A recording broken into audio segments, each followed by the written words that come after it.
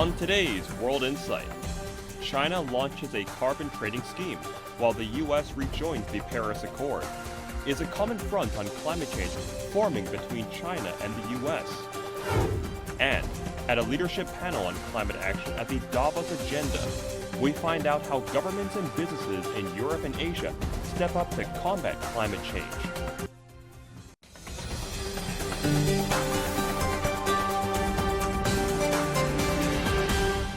Here is our host, Tian Wei.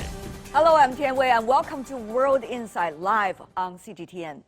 China and the United States are the world's two largest carbon emitters. Their actions will, to a large degree, determine if the world can avoid a climate change catastrophe. New measures are going into force in both countries. On February the 1st, China officially launches a national carbon emissions trading scheme. U.S. President Joe Biden has signed a slew of climate executive orders. Will these developments bring real change to the world's climate efforts, which have been grossly insufficient up to now, particularly over the past 4 years? So what's the process of China-U.S. climate cooperation with the new man in the White House? Before we ask our panelists, let's take a look at this. Wildfires, melting ice, record-breaking hurricanes. These climate events in 2020 could just be a prelude of what's to come next. The Earth has warmed by 1.25 degrees Celsius above pre-industrial levels, getting close to the 1.5 degree threshold countries had set to avoid in the Paris Agreement. Even as the pandemic grinded many human activities to a halt, the 6% drop in global emissions in 2020 is not enough to hit the Paris goals. Is there still a chance? That will largely depend on what the world's two largest carbon emitters, China and the U.S., do. Chinese President Xi Jinping recently reiterated the country's plan to peak CO2 emissions by 2030 and achieve carbon neutrality before 2060. 实现这个目标，中国需要付出极其艰巨的努力。 Meeting these targets will require tremendous hard work from China. Yet we believe that when the interests of the entire humanity are at stake, China must step forward, take action, and get the job done. Coal still accounts for most of China's energy consumption, but the proportion of non-fossil fuel energy has been steadily rising. On February 1st, the National Carbon Emissions Trading Scheme officially launched. It follows a number of pilot programs which spanned multiple industries and cities over the past 8 years. The new U.S. president is signing ambitious executive actions on climate. These include pausing new oil and gas leases on federal land and cutting fossil fuel subsidies. This executive order I'm signing today also makes it official that climate change will be at the center of our national security and foreign policy. Joe Biden, Secretary of State and Special Envoy, have both said that the U.S. will work together with China on climate, an area of mutual interest for both countries. The world will be counting on that prospect. Last week, the Finnish town of Salla, which sits inside the Arctic Circle, announced that it will bid to host the 2032 Summer Olympics. It is a satirical campaign, but the message is serious. Hey, you really want the games here?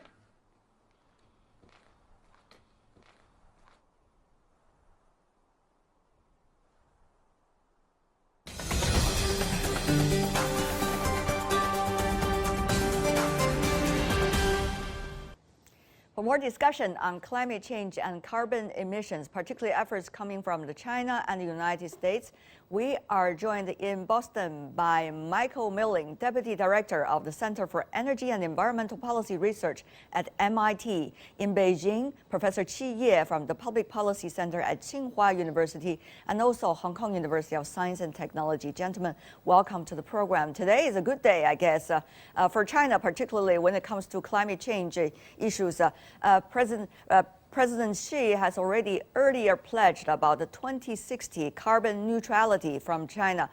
Professor Qi, carbon trading scheme for China, what does it mean? How fast a step is this toward 2060? It is a major step, and by signing into this China's carbon trading scheme, and nearly 40%, well, just about 40% of all emissions will be under this the carbon market here in China, even though it's just one sector, the power sector. And then for the worldwide, this will become the largest carbon market in the world, bigger than the EU ETS so far has been running for just about 15 years. And this will be a major step for China to achieve its carbon peak before 2030, and it's a major step towards the 2060 carbon neutrality. So we'll see this the first time with a nationwide system of carbon market is applied, and we have a carbon pricing system now. How is carbon trading being done in the United States so far, Mr. Milling?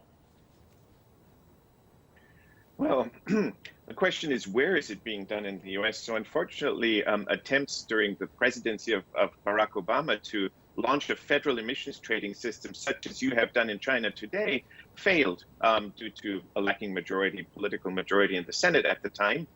And instead, what we've seen is the proliferation of smaller schemes. California has had an emissions trading system for almost a decade. And in the Northeast, a few states, 11 states have been trading carbon since 2009. But it's not a national carbon trading system like what you're seeing in China now. On the other hand, though, Mr. Milling, we do see some encouraging signs coming from the executive order signed by President Biden after he's coming into the office, suggesting about the U.S. future directions. How will these executive orders lead the U.S. To a certain degree turn the earlier direction? He suggests a word bold, but how bold are they in terms of real actions? That's a good question. You mentioned their executive orders. That means that they're actions by the administration, not by Congress, not by the legislature, and that means they could be overturned by a future administration. But with that said, I think it's useful to remember that the president has ample powers in foreign policy under the U.S. Constitution. So when he declares, and he has, of course, on the first day of taking office 2 weeks ago, that he would rejoin the Paris Agreement, that will happen with effect on February 19th, the 30-day sort of window that the Paris Agreement requires. And there's a number of other foreign policy actions that the president has pledged to take in the first 100 days and beyond, but also some domestic actions, in particular, rolling back what the previous president, Donald Trump, had sort of undone in terms of climate and environmental policy. Right. Professor Qi, you've been working both in the U.S. and in China on a frequent basis earlier, of course, before the COVID. So tell me more about your assessment of where the U.S. is in terms of its quote-unquote bold efforts so far. Well, I think the U.S. is a really a major step to see that President Biden has signing the executive order, and this is in a way it's a restart of the Paris process for the United States, and the United States under the Paris Agreement pledged to reduce the greenhouse gas emission by 26 to 28% by 2025. You know, the good news is by the end of last year, 2020. Largely due to the pandemic, there was a 12% of cut in carbon emission in 1 year alone. That means by the end of 2020, now the United States has achieved its target set for the year 2025. Of course, we know there will be a rebound for the next 5 years.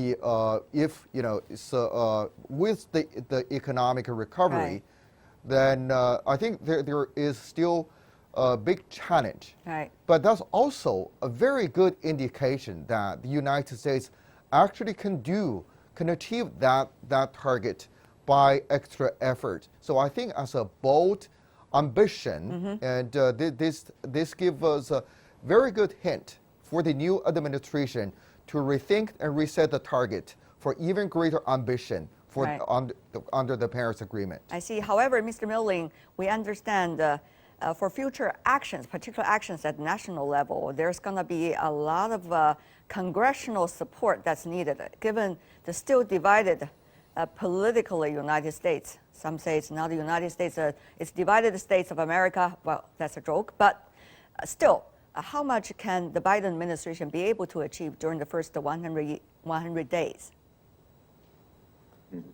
Well, that's the question I think that many in Washington, D.C., in the Beltway are asking as well, and starting to feel out what will Democrats garner support for within their own caucus, so with the Democrats in the House and with the Democrats in the Senate, where the majority in each chamber is very slim. And can they maybe even win some support from moderate Republicans on certain issues? And I think the focus right now is really starting to zero in on investment, so green investments that somehow contribute to infrastructure, to contribute to pandemic recovery. That seems to be a topic that gets some bilateral support and could advance through legislation. There's also some thinking about using the budget reconciliation process to get through any kinds of measures that relate to fiscal policy, like support for renewables, etc. But a lot of the stuff will still probably happen purely through executive rulemaking, and that's of course more vulnerable and has some, first of all, it's not as durable if there's a change in administration in 4 years, and of course it also doesn't quite have the same scope. Right. Yeah. A lot of people are having that question mark in mind, what's going to happen in 4 years, because President Biden will not be able to control what's after his current 4 years. Anyway, we are also honored to be joined on the phone by Brian Murray, who is director of the Duke University's Energy Initiative. Mr. Murray, good to see you, but I want to listen to this quote before I ask you a question.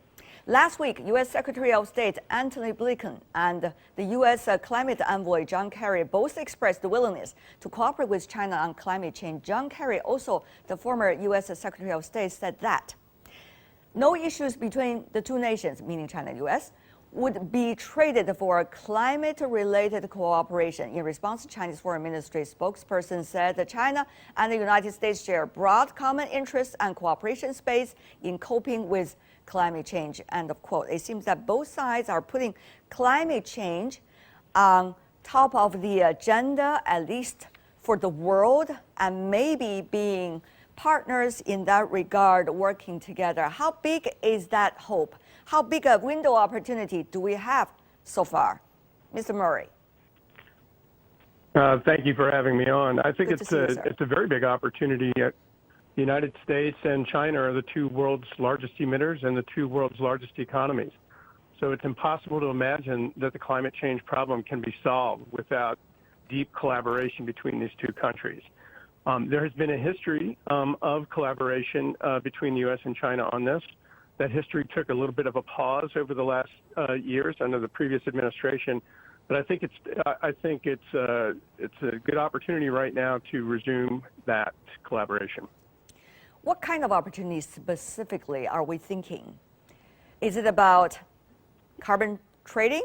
Is it about working on a third-party topic regarding climate change?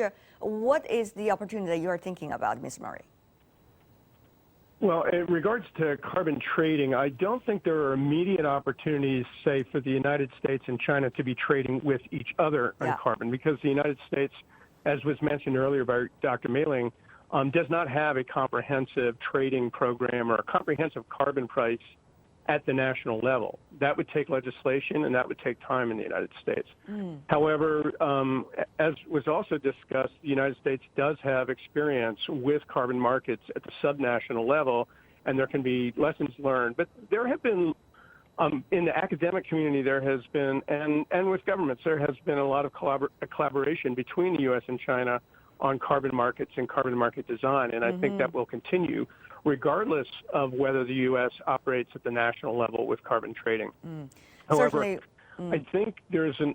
Go ahead, sir. If I could just say, I think there's an opportunity for further collaboration on discovery of new technologies and for ensuring that those technologies get adopted widely in the United States, in China, and in other countries. Dr. Merling, would you agree with that? Absolutely. I think Professor Murray put it very well, and I think that we saw ahead of the Paris Agreement adoption in 2015 that it was bilateral cooperation, a meeting of the heads of state of the U.S. and China that sort of smoothed certain obstacles on the way to successfully passing the Paris Agreement. And I think this kind of bilateral cooperation can move and overcome obstacles, for instance, on the way to COP26 later this year, where a lot of unresolved issues have been on pause for over a year of no effective negotiations. So the stakes are very high to getting this ambition COP26 in Glasgow in November. Certainly the stakes are extremely high. Professor Qi, though there was already very intense cooperation between China and European countries in the issue of climate change, while the U.S. was absent from the international stage, as Mr. John Kerry frankly noted also during his talk at the just concluded Davos agenda about the U.S. absence. But having said that, though, Ms. Professor Qi, what role is China really thinking that the U.S. could play in terms of the global cooperation on climate change? When U.S. was absent, China seems to do quite well, trying to bring in its own initiative and goals and trying to stick to those goals and implement. I think that both countries right now are willing to work together. And this reminds us that just about 12 years ago, at the beginning of the Obama administration, and that administration also set this target to put climate change as a center component, center part for U.S. and China cooperation. And we remember the first trip when Hillary Clinton was visiting China in February 2009, and throughout that entire year, there were numerous very high-level visits from the United States to China. And at the end of that year, between the President Obama and President Hu Jintao, they signed 5 agreements on clean energy cooperation. However, the cooperation has not been going really well, and we all realize the potential for technological innovation cooperation. Yeah. We also realize huge opportunities for investment, mutual investment in each other. But now it seems to get even harder than just a couple of years ago now, because with the skepticism, the doubts on both sides maybe, and yeah. I think we realize the chance, and but we realize the potential, but there are real challenges right now. I would like to see some major breakthrough in technological innovation and also in mutual investment. A lot of you talk about the technological innovation and mutual investment. Exactly which area are you talking about? What kinds of technologies specifically are on the desired list? Professor Qi, be specific. Well, the major area is on clean energy. We know for China, in order to achieve the 2060 carbon neutrality, and the investment in that will be $20 trillion. We're talking about in 40 years. And President Biden just made his announcement about $2 trillion program for the United States.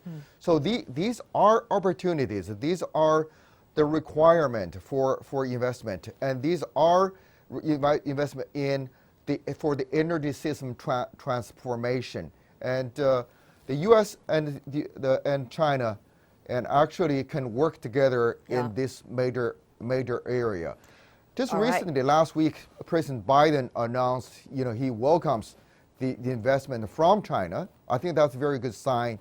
And, finally, after 4 years, we see a very positive development signs and for mutual investment and collaboration, possibly on collaboration on technology. We know that President Biden is going to speak quite soon, in fact, on the new administration's foreign policy approach. Indeed, we'll see what's going to come after that speech. And I know that the Chinese side will also have a senior official on Tuesday morning, which is the evening, Monday Monday evening, U.S. time, to also speak on the Chinese side about the China-U.S. relations, which is likely to be a very interesting interaction. We're going to watch very closely. But having said that, though, Dr. Milling, tell me more about whether Professor Qi said, illustrated as key areas that you are reflecting upon also. Tell me more about what's your thoughts. Well, I think that what both Professor Qi and Professor Murray brought into the discussion here in the panel, the role of technology is absolutely critical. If I look at sort of the success in decarbonizing around the world, not just in specific countries, but around the world, it has been closely linked to the price decline in clean energy and the diffusion of those energy technologies, renewables such as wind, solar, et cetera, around the world. But we have a number of additional technologies that we have to spur down the same innovation and cost decline curve. Things like energy storage, for instance, infrastructure, of course, also carbon removal technologies, et cetera. And in all of those, we need to do the same thing, invest heavily and cooperate and lower barriers for diffusion, for transfer, for trade of these technologies in order to achieve the same global diffusion so that this becomes an affordable and viable alternative in China, but also in the developing world, in sub-Saharan Africa, and so on. And I think China and the U.S. as the two largest players on this, of course, have a lot of potential to do that. I do want to maybe bring one word of caution in as well. If you recall in the Biden plan on climate that was issued last year during the campaign, there were also a few issues where the U.S. was announcing it would play a critical, it would cast a critical eye on China's activities, for instance, in the Belt and Road process, investment in fossil fuel generation, for instance, in Asia and in Africa. And I think that could be the one area where I see sort of potential for some disagreement, but I hope the positive, the collaborative spirit prevails. Very interesting analysis. Go to Mr. Murray. I hope you are still with us. Mr. Murray, tell me more. How do you think both sides, people who are in the climate change initiative area will be helping both sides to prevent geopolitics, play a leading role in this global initiative on climate change, especially between the cooperation China-U.S.? Mr. Murray. Sure. Hopefully you can hear me. I can hear you very well, sir. I think, Thank you. Great. I do want to back up what Dr. Mailing said, too, about what the key technologies are, because that's also an answer to the question here, too. So in addition to energy storage, which will be necessary to integrate the intermittent renewable technologies like wind and solar, there are potentially alternative generation sources like small modular reactors, nuclear reactors, as carbon-free, which is under close investigation by both the public sector and the private sector in the United States. And there's been a tremendous amount of investment in hydrogen as an energy source in both the industrial and the transportation sectors. The electric power sector is kind of well on its way, or is following a good trajectory, I think, in both countries in terms of decarbonization. But in some senses, those are the easiest parts of our economy to decarbonize. So there's going to need to be continued investments by both countries individually and I think collaboratively. Another thing to keep in mind is that both markets are huge. And so if the demand is there for clean energy in the U.S. and China, as it has been in Europe and other places, then it's really hard to imagine that the industry won't adjust to the demand that's there and continue to bring these costs down. There's been a 90% reduction in generation costs for renewables throughout the world as a result of this demand increase, and I think that will continue. Now, how can the collaboration take form? Again, that's another good use of the UN process, the Conference of Parties, to develop technology transfer protocols between the United States and China, but also between the U.S., China, and other countries throughout the world that are middle-income developing countries that are building more of their energy infrastructure in the future. And the choices that they make right now are going to be very important. Right. Before we go, I do want to invite brief sentences or two from every one of you. We have wasted so much time. over the past 4 years to begin with, and the earlier times, and now people really realize the significance of climate change. So now, Professor Qi, China particularly, what's going to be the role for China? Well, China in the last 4 years has been trying to play a leading role in this global climate governance. Yeah. And by setting the target of 2060 carbon neutrality, I think China is determined to keep that role and work with other partners, United States included, Okay. and to achieve a early peak and also early carbon neutrality. All right. And by the mid-century. All right. Mr. Murray, brief comments. U.S. role. I think the executive. The U.S. role, please. Yes, the U.S. role. The Biden administration can get the ball rolling with executive actions, but they can't push the ball all the way up the mountain. That's going to take legislation, and it's going to take aggressive action over the next decade. I see. And Mr. Melling, please.